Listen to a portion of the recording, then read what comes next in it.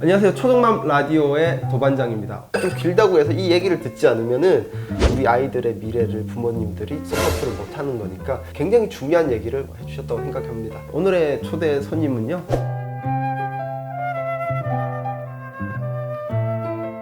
안녕하십니까? 네, 안녕하세요. 네, 누구시죠? 네, 오늘 초등맘 라디오에 초대를 받아서 오게 된 저는 수학교육 전문가 주단이라고 합니다. 자, 우리 대한민국 부모님들이 늘 궁금한 게 해도 그 아이들의 공부는 답이 없잖아요. 그렇죠. 주단 쌤의 이 내신 만점 수학 공부법, 본격적으로 우리 주단 선생님 모시고 질문 들어가 보도록 하겠습니다.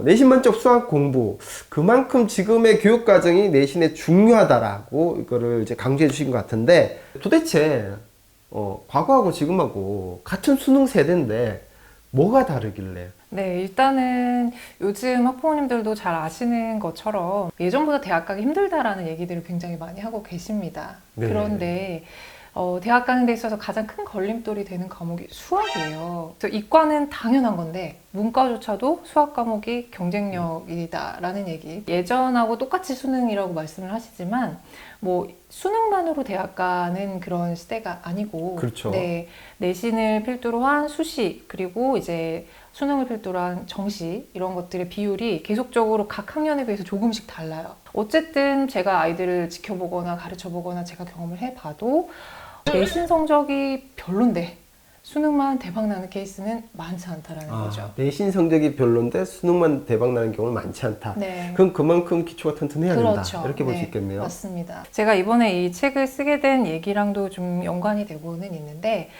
내신이 튼튼해야 우리 아이들 수능이든 뭐 그 이후에 자기 목적을 달성하기 위한 수학 공부의 기초가 잘 다져지는데, 문제는 이 내신을 준비하기 위해서 이제 여러 가지 수학의 키워드들이 들어가요. 선행이라던가 뭐 학원이라던가 기타 등등 뭐 이런 것들이 들어가는데, 그게 좀 잘못됐다는 거죠, 지금 현실이. 그래서 이제 바뀐 교육제도, 그리고 우리 아이들 평가하는 제도, 그다음 말씀하신 것처럼 뭐 수능이나 뭐 내신 같은 것들이 어떻게 바뀌었는지 이런 전반적인 것들을 좀 이해를 하셔야 우리 아이들이 내신에 만점을 받고 나중에 수능에서도 좋은 성적을 받아서 원하는 대학에 갈 수 있다. 이렇게 이제 생각을 한 거죠. 과거에 우리 부모님 세대 수능과 현재 수능이 무엇이 다른지 좀 설명을 해주셨습니다. 자, 계속해서 여러분들이 방송을 보시고 계시면은 더 좋은 이야기들 계속 들으실 수 있을 것 같습니다.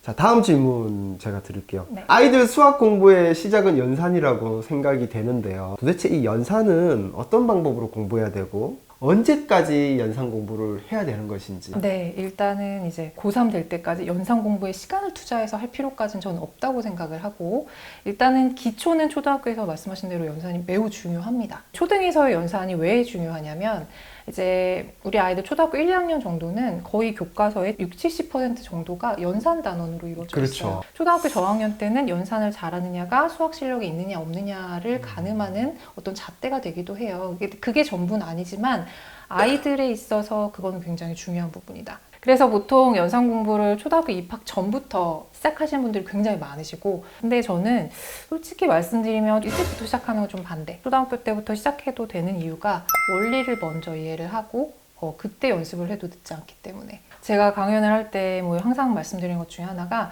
아이들 학습력 보존의 법칙이 있다라고 저는 얘기를 해요.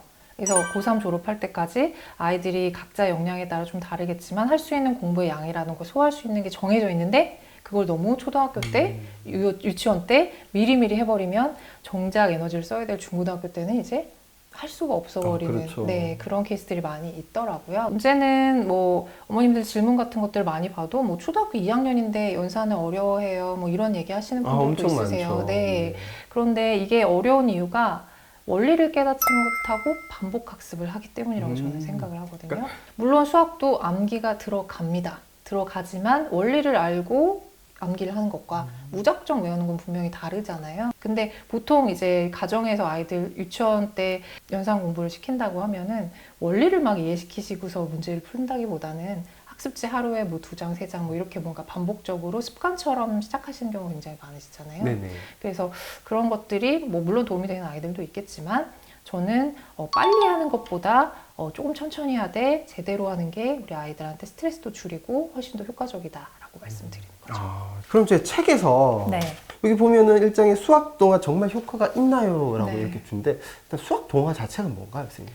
일단은 수학의 그 개념 같은 것들을 이제 가벼운 스토리로 엮어가지고 만들어낸 동화책이라고 생각을 하시면 되는데, 보통 수학 동화가 두 가지 정도로 분류가 돼요. 하나는 스토리텔링 형식이어서 이야기가 중심이고 소재가 약간 이제 수학예가 들어가는 거, 그리고 하나는 원리를 이해시키기 위해서 그냥 스토리는 갖다 붙이는 이런 형식이 있겠죠. 그래서 전자는 그냥 아이들이 동화책이라고 받아들이지만 후자는 수학책이라고, 학습이라고 네, 받아들이는. 맞아요. 받아들인 경우가 많습니다. 그래서 전자 같은 경우에는 초등학교 저학년 아이들 위주의 책이고, 이제 후자 같은 경우는 초등학교 고학년이나 중학교 아이들이 보는 책들인데, 이게 이제 대두가 된 이유는 저는 이렇게 봅니다. 이제 많이들 말씀하시지만 아이들 독해력 뭐 이런 얘기들 뭐 전 과목에서 다 중요하다고 얘기들을 하시잖아요. 그쵸, 네. 네. 근데 수학도 중요하거든요. 아이들이 책을 많이 읽는다고 그런 문제를 또 잘 풀 수 있는 건 아니에요. 왜냐하면은 이제 그 안에 있는 이야기의 흐름, 그러니까 문제에 써 있는 내용에서 봤을 때 일상적인 어휘랑 수학적인 어휘가 섞여 있는 경우들이 굉장히 많거든요. 예를 들어서 뭐 반올림에서 뭐를 계산해라 뭐 이런 얘기가 길게 써 있다고 했을 때 아이들은 뭐 그 내용은 파악할 수 있어도 반올림이라는 거의 뜻을 잘 모르면 그런 그쵸. 문제를 못 푸는 못 거잖아요. 풀죠. 네. 네. 그런 것처럼 우리 학부모님들이 대부분 우리 아이가 책을 평소에 많이 읽는데 이상하게 문장제 문제나 스토리텔링 문제가 어려워요 라고 생각을 하셔가지고 뭐 동화책이라던가 이런 것들을 많이 읽히려고 하시지만 그게 실제적으로 아이들 수학 공부에 도움이 안 되는 경우가 많아요. 그런데 이제 이런 수학 동화 같은 책들은 이제 일상적인 상황이라던가 이런 걸로 이제 설명해주는 그런 스토리들이 많이 들어있기 때문에 각 학년에 이제 아이들이 특별히 공부해야 될 파트에 따라서 책들을 선정을 하시면 돼요. 그리고 이제 하나 더 말씀을 드리자면 여기에 이제 QR코드가 있어요. QR코드 중에 하나가 우리 아이들 그 수학 동화책 추천 리스트를 드리는 QR코드가 있습니다. 이걸 어떻게 도움받으면 좋을지 관련된 수학 동화책이 어떤 게 있는지 궁금하시면 그 QR코드를 찍어보시면 이제 제가 추천 리스트들을 넣어놨으니까. 그러면 굉장히 중요하죠. 네. 자, 다음 질문 또 드려볼게요. 네. 요즘 아이들 교과서나 문제집을 보면 우리 부모님들이 학교 다닐 때와 정말 문제 수준이 사실 다르잖아요. 실제 학교에서 보는 시험하고는 또 이게 다른지, 같은지. 일단은 지금 아이들이 학교에서 보는 시험은 두 종류예요. 첫 번째는 이제 우리가 알고 있는 중간고사, 기말고사 같은 지필 시험이 있고요. 두 번째는 이제 수행평가라는 게 있어요. 초등학교 때는 어차피 아이들 성적이 뭐 이렇게 점수로 나오는 게 아니기 때문에 이게 이제 중고등학교로 가게 되면 수행평가도 지필고사 못지않게 굉장히 높은 퍼센티지를 차지를 하고 있습니다. 그런데 이제 지필고사도 예전하고 많이 달라요. 이제 수능은 제외하고 지필을 보는 이제 중간 기말고사를 봤을 때 서술형, 논술형 비중이 점점 높아지고 있어요. 서술형이요? 네. 서술형 문제는 시험지 사이즈에서 네. 이쪽 반을 차지하는 정도의 길이의 시험 문제가 뭐 한 문제, 두 문제 나오는 학교들이 있고요. 또 이제 작년도 말에 이제 서울시 교육청에서 발표한 공고안에 따르면 지필고사 20% 정도 이상을 선원 수령으로만 시험 문제를 내라. 이렇게 이제 얘기들을 하고 있고요. 그리고 중학교에서는 국영수사가 5과목 중에서 한 과목은 무조건 100% 선원 수령으로만 시험 문제를 내는 학교들도 있습니다. 그 얘기는 객관식으로 찍어가지고 푸는 풀 수 있는 문제가 하나도 없는 거예요. 없다는. 네. 우리 아이들 같은 경우는 정해진 시간 안에 시험을 봐야 되잖아요. 그렇죠. 네. 근데 이제 예를 들어서 지금은 정해진 시간 한 45분, 50분 정도에 우리 아이들이 20문제 전후에 이제 시험지를 가지고 문제를 푼단 말이에요. 네. 근데 이제 선운 수령 위주의 시험지가 나오게 되면 이거는 10몇 문제밖에 출제가 안 돼요. 왜냐면 아이들이 문제를 실제로 그거를 다 답안지에 써야 되고 하는 시간들이 그렇죠. 필요하기 때문에. 그런데 생각보다 그런 선운 수령 같은 거를 이렇게 쓰지 못한 아이들이 굉장히 많거든요. 그래서 선운 수령이 매우 중요해졌고 그러다 보니까 교과서도 그런 선운 수령 문제를 풀 수 있는 이제 학습 내용으로 채워져 있겠죠. 그래서 어머님들이 초등학교 교과서 이제 이렇게 들춰보시면은 발표해 볼까요? 말해 볼까요? 뭐 친구랑 뭐 비교해 볼까요? 뭐 이런 내용들이 굉장히 많이 있어요. 그런데 이제 이런 바뀌는 현실들을 잘 모르시는 분들은 그냥 문제집 객관식 문제 계속 푸는 거죠. 그래서 그런 식으로 공부한 아이들은 이제 초등학교 때까지는 뭐 그렇게 편차가 크지 않아도 중고등학교 올라가서는 이제 진짜 실력 있는 아이와 그렇지 않은 아이들의 편차가 굉장히 크게 된다는 거. 뭐 이런 것들을 좀 주의하실 필요가 있습니다. 새로운 입시 제도가 바뀌기 전까지만 해도 많은 부모님들이 아, 그래, 뭐 수학 포기해도 다른 걸 하면 되지라고 했는데, 이제는 절대 그게 허용되지 않는다라고. 앞으로 볼 수 있겠네요. 저는 더 심화될 거라고 더 심화될 생각을 하고요. 네, 오늘 여러분 잘 오셨습니다. 네. 네. 그 병변에서. 수학을 절대 포기하면 안 되는 과목이라는 거 여러분 아셨죠? 수학, 학원 안 가고 엄마표로 공부하시느냐 했을 때, 저 할 수 있어요! 하고 손 드실 엄마들 몇 분 안 계실 것 같아요. 그럼 도대체 이 학원을 어떤 기준에서 이제 학원을 선택해야 내 아이에게 정말 도움이 될까? 일단은 학원을 보내야 되는 건 학년이 중요한 게 아니라 한 3가지 정도의 세 가지 조건에 정도. 해당되면 학원을 생각을 해보셔야 되는데요. 첫 번째는 아이가 뭐 현행 뭐 이런 거를 다 했고 선행이라던가 이제 학교에서 배우지 않는 새로운 거를 내가 공부해야 되는데 이거를 이제 혼자 하기는 좀 버겁다. 이럴 때는 이제 학원을 보내보시는 게 네. 좋을 것 같고요. 두 번째는 아이가 궁금한 것들이 있고 질문이 있어요. 그런데 이거를 부모님이나 학교 선생님이 케어해주지 못해요. 그럼 아이는 이걸 어디서든 해결을 해야 되잖아요. 그럴 때는 이제 학원을 보내시는 게 좋고요. 세 번째는 이거는 이제 사춘기 같은 경우에 부모 말을 절대 듣지 않는 아, 아이들 그렇죠. 사춘기 있죠. 부모 네. 말을. 예. 그런 경우에 저는 그런 경우도 굉장히 많이 경험했거든요. 부모님 말은 안 듣는데 학원 선생님 말은 들어요. 오히려 이 아이의 학습 습관을 잡기 위해서 부모가 싸우기보다는 네. 전문 교육기관에 보내는 게 맞다. 왜냐하면 학원 선생님은 중학교 담당 학원이다. 그러면은 매년 적게는 30명에서 많게는 100명 이상 중2 아이들을 만나고 있는 분들이잖아요. 네. 그게 매년 반복되잖아요. 어떻게 중2 애들을 다뤄야 하는지 잘 알고 계시는 분들이기 때문에 그런 교육기관의 도움을 받으시는 게 좋고요. 어떤 수학학원을 골라야 하냐? 4가지 기준이 있습니다. 네, 일단 첫 번째는요. 수학 공부에서 뭐가 중요하냐라고 질문하셨을 때 많은 분들이 하시는 말씀 중에 하나가 개념 공부라는 얘기하세요. 개념 공부. 네, 그리고 문제풀이도 중요하다고 문제풀이. 얘기하시잖아요. 네, 그쵸. 처음 배우는데 문제부터 푸는 학원은 잘못된 학원이에요. 아, 네. 선행을 하는데 일단 학원 갔는데 문제부터 주로 많이 푸는 학원들은 네. 좀 선택지에서 배제를 해라. 그렇죠. 근데 그걸 어떻게 할 수가 있을까? 상담을 하러 가셔서 이제 물어보시는 거죠. 개념 공부는 이 학원에서 어떻게 시켜주세요? 라고 이제 질문을 했을 때, 뭐 학원에서, 그건 문제 풀다 보면 알게 돼요. 라던가, 아니면 뭐 그건 선생님이 그냥 알아서 하시는 거예요. 이렇게 얼버무린다거나, 이런 학원은 뭔가 명확하게 개념 공부에 대한 체계가 잡혀있지 않은 학원이거든요. 네. 근데 어머님들이 한 가지 좀 걱정하시는 것 중에 하나가 학원 가서 그런 거 막 물어보면 진짜엄마로 찍히지 않냐고. 근데 저는 이게 학원의 입장에서도 굉장히 좋은 쓴소리 중에 하나라고 생각을 합니다. 왜냐면 그렇게 중요하다는 거를 그 학원 선생님들도 알고 계시거든요. 근데 이 얘기를 소비자인 학부모님이 와서 하신다는 얘기는 이런 거를 갖춰 놨다라는 거를 자기네들이 어필을 해야 이 학부모님이 우리 학원에 오겠다라는 생각도 할 거잖아요. 그렇네요. 네, 그렇기 때문에 저는 그런 질문을 막 무례하게 막 이렇게 막 꼬치꼬치 막 이런 것만 아니라면 얼마든지 건강한 질문이라고 생각을 하기 때문에 그런 것들을 하셔도 괜찮다고 생각이 들고요. 그럼요. 그런 건강한 질문을 못 받아들이는 학원이면 보내지 맞아요. 말아야죠. 맞습니다. 네. 그리고 만약에 학원에서 뭐 개념 공부를 시킵니다 라고 했을 때 저희는 개념 공부를 하는 시간을 뭐 문제풀이 전에 얼마 정도 할애를 하고요. 아이들이 개념을 파악을 하는지 그것도 테스트를 하고요. 뭐 이런 식으로 구체적으로 뭔가 잡혀있는 학원이면 좋은 학원이다라고 일단 생각을 하셔야 되고 그거는 규모와는 상관이 없는 겁니다. 네. 그리고 두 번째는요.